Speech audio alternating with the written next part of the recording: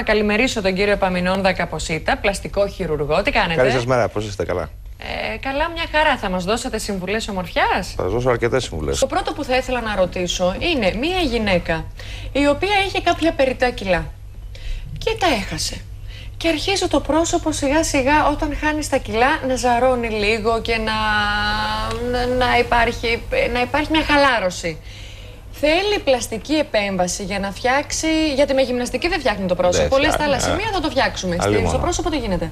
Παίζει πολύ μεγάλη σημασία σε τι ηλικία τα χάνει αυτά. Δηλαδή, άμα είναι νέα η γυναίκα. Πόσο νέα? Ας υποθέσουμε από 40 και κάτω. Ναι. Μπορεί αυτή η χαλάρωση να μην είναι πολύ μεγάλη.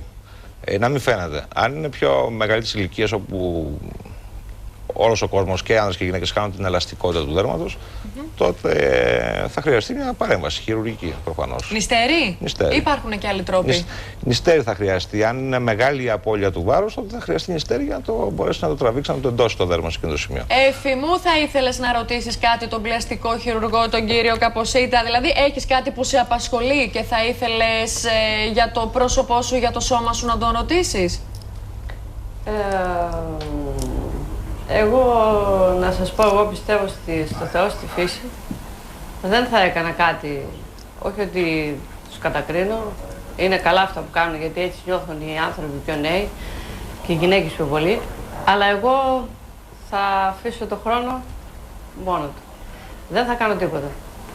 Αν ήταν όλες οι γυναίκες σαν εσένα, Έφημο, ο κύριος Καποσίτας θα έπρεπε να πάει στο Ταμείο Ενεργείας σύντομα. Εντάξει, μπορεί να μην το έχει νιώσει ακόμη. Λέτε, μπορεί να μην το έχεις νιώσει ακόμα, λέει ο γιατρός. Κοιτάξτε, δεν έχω πρόβλημα εγώ. Γι' αυτό ίσως είναι και αυτό. Αν δω ότι όντως σπάσει το πρόσωπό μου ή έχω άλλο πρόβλημα. Μπορεί να ξυπνήσετε κάποια μέρα ένα πρωινό και να πείτε, τι γίνεται εδώ. Κάτι έχει αλλάξει. Ναι. Στο πρόσωπό μου, βέβαια. Εσείς πιστεύετε ότι χρειάζεται κάτι εφηθόδη? Από μακριά δεν μπορώ να το εκτιμήσω αυτό. Αν έβλεπα πιο κοντά, ίσως να έλεγα κάτι. Αλλά αυτό που έχει σημασία στην πλαστική δεν είναι. Δεν έχω βάλει make-up, καθόλου. Είστε πολύ καλή. Το θέμα δεν είναι μόνο που έχω βάλει στα μάτια μου. Τίποτα. Μάλιστα. Τώρα, για μία από τις πιο συχνές ερωτήσεις που κάνουν οι γυναίκες είναι οι ρητίδες της έκφρασης. Αυτό το πράγμα που όταν γελάμε γίνονται κάποιες ρητίδες είτε γύρω από το στόμα, είτε στα μάγουλα, είτε και στο κεφάλι πάρα πολύ. Ή οι άντρες έχουν στο μέτωπο, μπράβο, στα μάτια, που μας ενοχλούν, ναι. Τι κάνουμε για αυτές ή τις θέλουμε? Αυτό είναι μια ομάδα, όπως τουλάχιστον εγώ τα έχω χωρίσει. Είναι αυτό που λέμε το lunch break facelift, δηλαδή είναι ένα πακέτο μικροεπεμβάσεων, μη χειρουργικές, που περιλαμβάνει το botox, ενέσιμα υλικά στις συνοχηλικές, φαρμακευτικό peeling. Είναι μια απλές μη χειρουργικές μέθοδοι που γίνονται στο ιατρείο και μπορεί να πάρει μια τεράστια φρεσκάδα στο πρόσωπο. Το φαρμακευτικό peeling πρέπει να γίνει σε ιατρείο? Όχι, αυτό το οποίο τουλάχιστον εγώ χρησιμοποιώ είναι μαζί σαν σύνολο δηλαδή πραγμάτων. Αντί να κάνει μια γυναίκα ένα λέιζερ ή ένα χημικό peeling, μπορεί να μπει σε αυτό το πρόγραμμα που περιλαμβάνει μια κρέμα ουσιαστικά. Άρα λοιπόν, ενέσιμα υλικά τύπου botox για το μέτωπο, το πλάι των ματιών, ενέσιμα υλικά για τις συνοχηλικές ή διάφορα άλλα ενέσιμα υλικά, συν τη φαρμακευτική κρέμα, τους χειμερινούς μήνους μπορεί να πάρει μια πολύ ωραία φρεσκάδα. Δηλαδή το εφαρμόζουν πολύ συχνά σε νέες γυναίκες, γύρω στα 40, ναι, 35 με 40-45, και παίρνει ένα πολύ ωραίο διαχρονικό καλό αποτέλεσμα. Πόσο διαρκεί όμως αυτό? Περίπου 4 μήνες. Το θέμα είναι το εξής, ότι ανάλογα με το ενέσιμο υλικό. Όταν είναι botox ή ενέσιμο υλικό για τις συνοχηλικές, θα έχει μια επανάληψη κάθε 6-7 μήνες. Αλλά υπάρχουν και ενέσιμα υλικά που κρατάνε περισσότερο.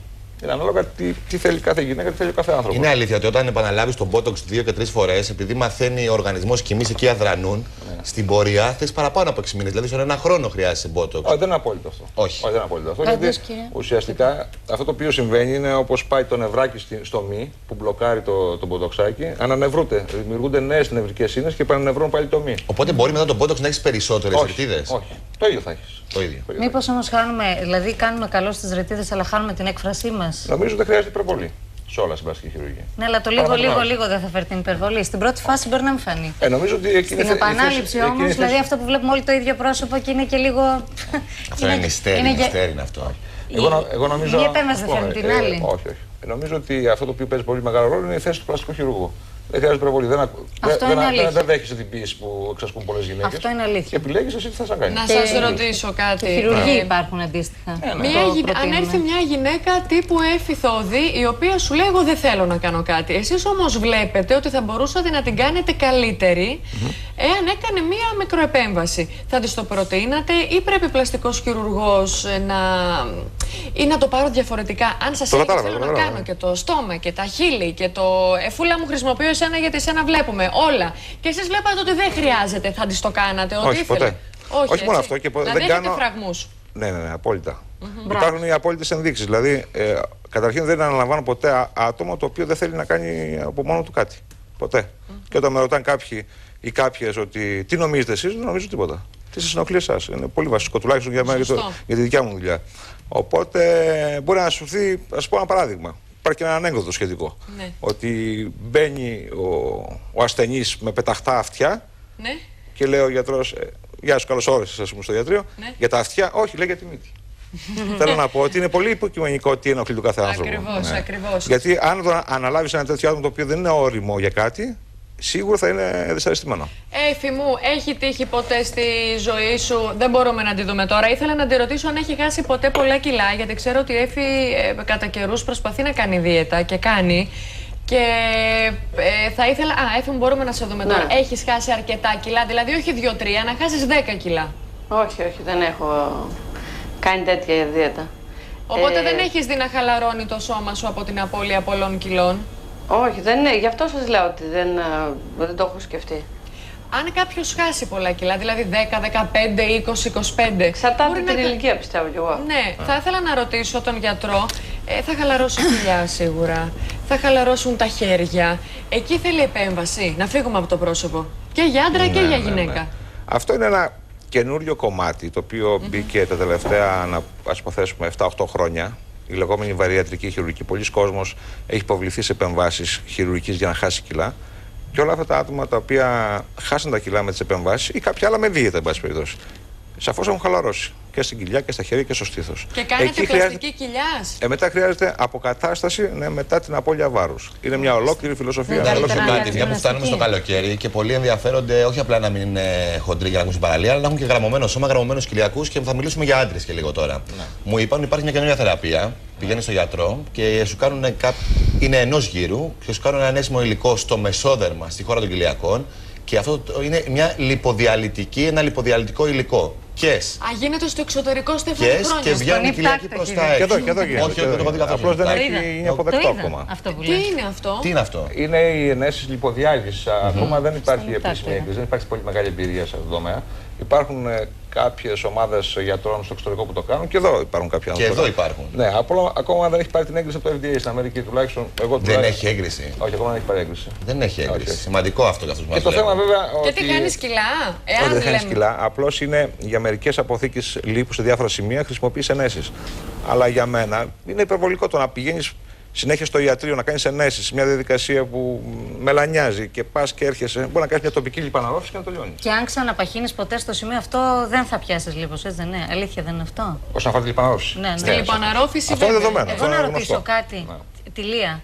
Οι άνθρωποι που καταφεύγουν στις πλαστικές, έτσι, και δεν μιλάω για περιπτώσεις που το έχεις ανάγκη, έτσι, που είσαι μετά από τροχαίο.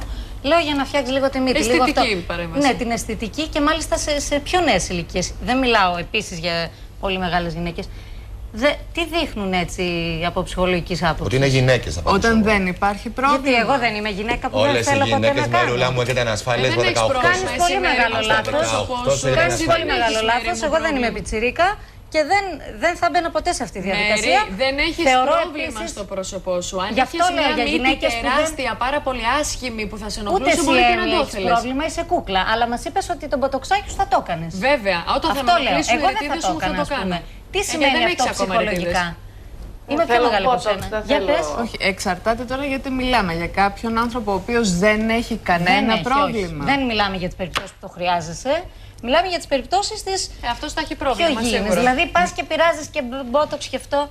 Εγώ έχω γνωστή μου που έχει πειράξει αυτά από τα 32 της. Να αφήσουμε την ανασφάλεια στην άκρη και τη ματαιοδοξία και να πούμε ότι υπάρχουν άνθρωποι οι οποίοι είναι εθισμένοι στις πλαστικές και που βλέπουν τον εαυτό τους πάντα Αυτό είναι πάρα πολύ άσχημο. σημαντικό. Δηλαδή βλέπουν Αυτό κάτι είναι που θέλει. η μεγαλύτερη ανασφάλεια που θα μπορούσε να υπάρξει. Όχι. Φαντάζομαι αυτός δεν είναι ποτέ ικανοποιημένος. Ό,τι και να του κάνεις, πάντοτε κάτι θα του φταίει. Όχι, αυτό είναι διαταραχή. Είναι άλλο πρόβλημα. πράγμα. Μάλιστα. Αυτό είναι πολύ μικρό το πρόβλημα. ποσοστό, να πούμε κάτι σε αυτό όμως. Βέβαια. Είναι πολύ μικρό το ποσοστό αυτό.